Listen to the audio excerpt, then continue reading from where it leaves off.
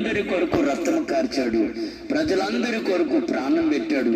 ఈ భూమి మీద మానవుడ ఉనికుడులో ఎందరైతే బ్రతుకుతున్నారో అందరి కొరకు యేసుక్రీస్తు వారే ప్రాణం పెట్టాడు. దేవునికి స్తోత్రం. ఆయన రక్తము కార్చిన వాడు అంటే లోక పాపములు మోసుకొని పోతున్న దేవుని గొర్రె పిల్ల అని చెప్తున్నాడు అన్నా. ఇంకా మారు మనసు పొందుకుంటా, ఇంకా బాప్తీసం పొందుకుంటా ఇంకా నువ్వు ఉన్నాయేమో. ఇది ఆఖరి దినమేమో, ఆఖరి సమయమో, ఏ దినమో అది కాదు, ఏ దినమో తెలియని కాలము సమీపమైంది. మరి అలాంటప్పుడు ఇంకా యేసుని నమ్ముకుంటా ఉన్నావా?